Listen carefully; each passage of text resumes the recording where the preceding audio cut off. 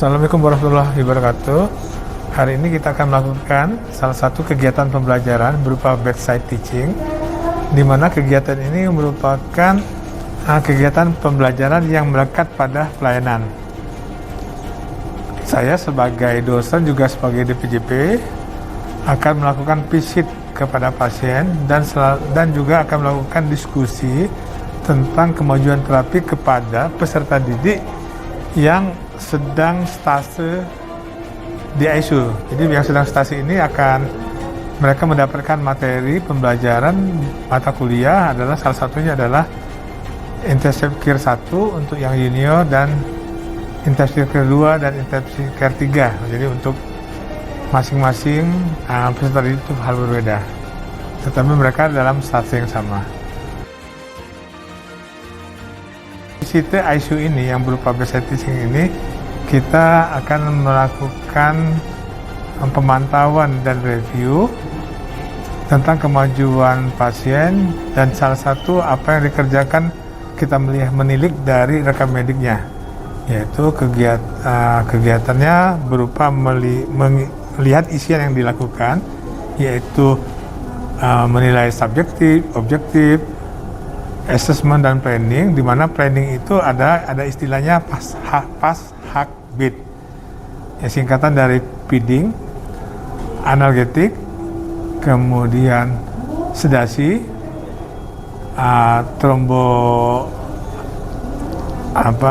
propilaksis, kemudian head up, kemudian ulcer propilaksis, kemudian glucose control, kemudian bowel sound, inhaling catheter, dan deeskalasi. Jadi di semua harus dipaparkan kemajuan daripada pasien, dan semua peserta didik harus mengetahui itu dan juga harus dapat membaca dan menginterpretasikan hasil-hasil laboratorium sesuai dengan kompetensi masing-masing. Terima kasih. Kita akan lanjutkan dengan kegiatan bedside teaching-nya.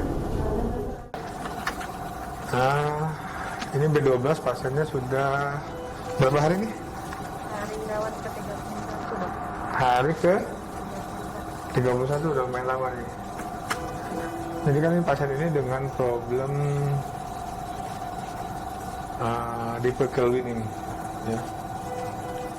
Deep cleaning, jadi dikatakan deep cleaning kalau kita ya pasiennya itu artinya kita tidak mampu kita sapih dari ventilator, ya, sehingga dia harus tetap dengan bantuan ventilator, ya, untuk bebas. Ini langkah-langkah kita ya, kalau kita perkirakan pasien lama atau ini ya seperti ini, pasien sudah dipasang trakostomi, ya. Kemarin karena dia ada pembedahan di daerah leher, maka trakostominya dilakukan oleh bedah. Tapi biasanya kalau pasien-pasien ICU kita lakukan sendiri, ya. Kita lakukan PDT. Ya. Kemudian problem yang harus kita ketahui kalau pada pasien-pasien dengan susah healing ini biasanya permasalahan di gangguan respirasi, ya. AGD-nya biasanya gangguan respirasi. Biasanya terjadi asidosis metabolik. Enggak pada pasien acidosis, ya. Pada pasien ini, nah hasil kemarin dia malah justru dia terjadi suatu mix, ya. Mix ditandai dengan di sini pH-nya normal tapi PSO2-nya meningkat, artinya sesuai yang kita pelajari, ya, kalau ada satu normal, satu meningkat, artinya mix. Kalau kita bicara mix, artinya ada dua gangguan primer pada pasien ini, yaitu gangguan respirasi dan metabolik. Kita tangani dulu gangguan respirasinya, penyebabnya apa saja, ya. Pada pasien ini artinya kenapa? Mungkin ya kelemahan otot karena sudah terlalu lama, jadi harus kita fisioterapi, ya, lakukan fisioterapi. Kemudian kedua, mungkin repot batuknya bagaimana? Kalau kurang mungkin dia tidak kuat latih repot batuknya. Kemudian kalau dia banyak, ya kita mungkin perlu di bronchial washing. Ya, bronchial washing supaya CO2-nya nggak menumpuk.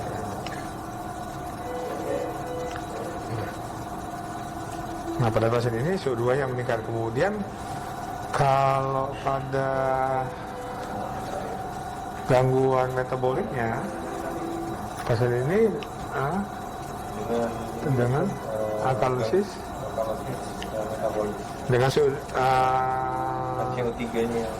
CO3-nya 29. Ya, jadi dengan alkalosis dia ya. Jadi setelah dihitung dia ada alkalosis. Nah, dicari penyebabnya. Baik keadaan asidosis maupun keadaan metabolik itu sama-sama membuat tidak bagus. Enggak. Ya. Kalau dalam penggunaan oksigen, kira-kira kalau keadaan asidosis apa yang terjadi?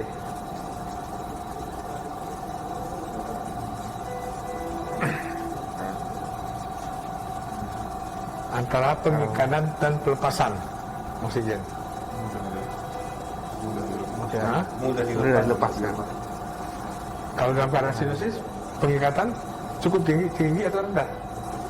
Berkurang atau normal? Atau malah meningkat?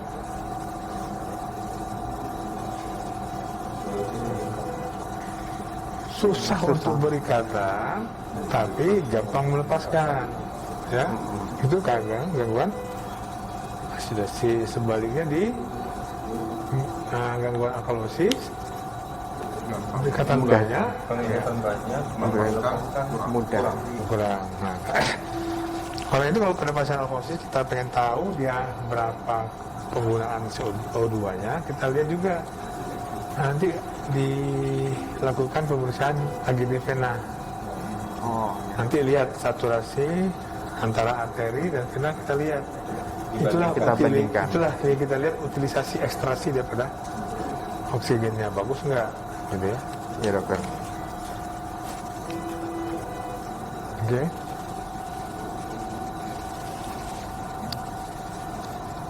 Kalau misalnya saturasi arteri 98, saturasi vena 85 gitu, kira-kira bagus nggak sih penggunaan oksigennya?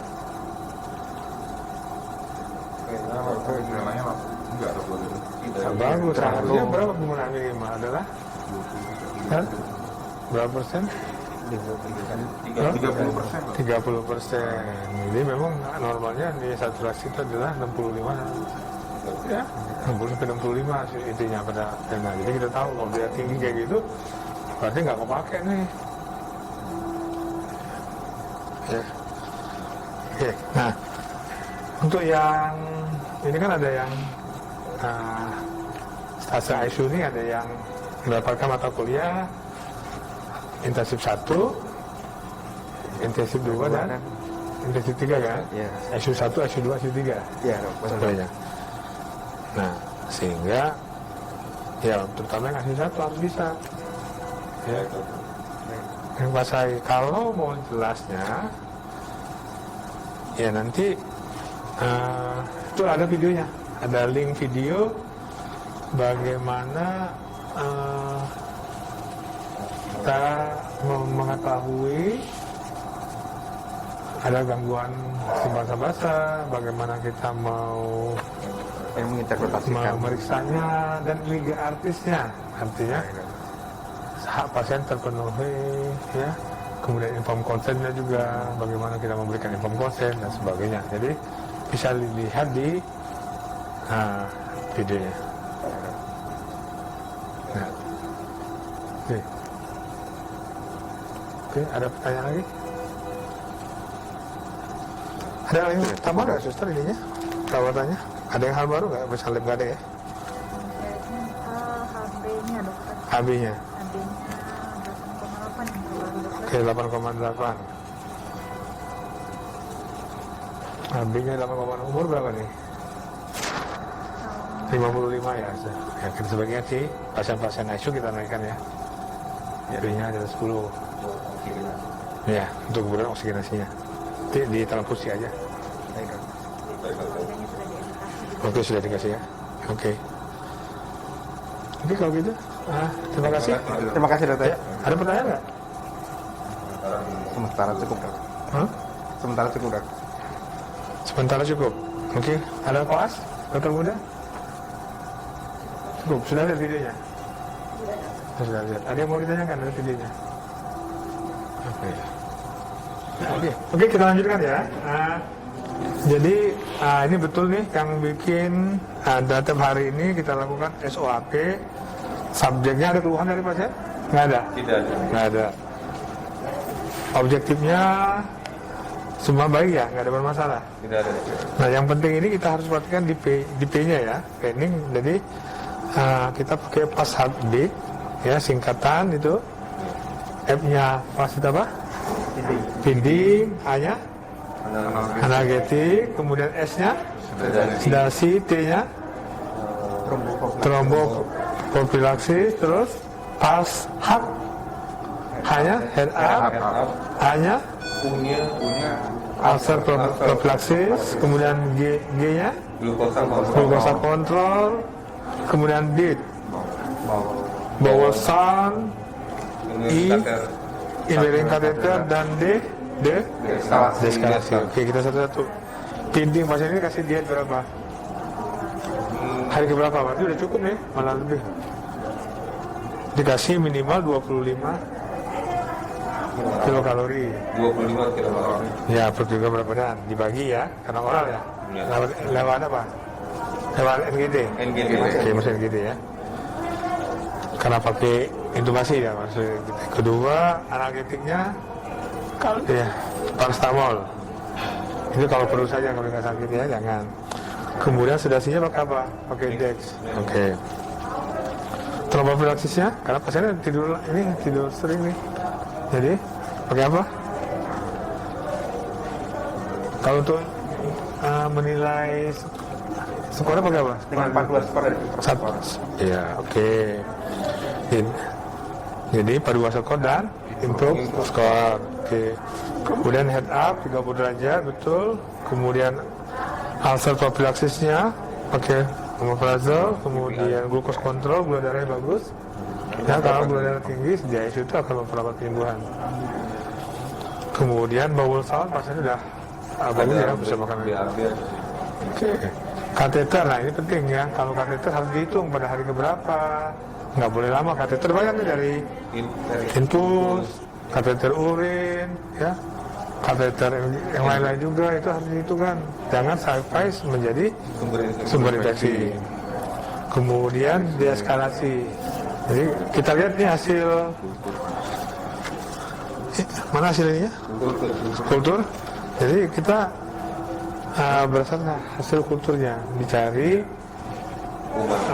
antibiotik yang paling rendah generasinya dan pilih ya yang narrow spektrum, jangan yang broad spektrum ya. Itu kalau kita deeskalasi ya, itu pilih. Oke. Ada lagi pertanyaan mungkin? Ya, jadi harus dihitungkan. Ini dia pakai apa nih? Memakai amikasi hari ke-8. Oke. Hari ke-8. Ke-8 ya. Nanti dicek nanti. di follow up hasil Kalau kultur yang nggak ada sih break aja nggak apa-apa. Nanti gitu. Ya. Sudah dia pakai anti jamur nggak? sudah selesai. Ada perlu lagi. Oke. Ya baiklah kalau tidak ada yang ditanyakan. Ya. Terima kasih.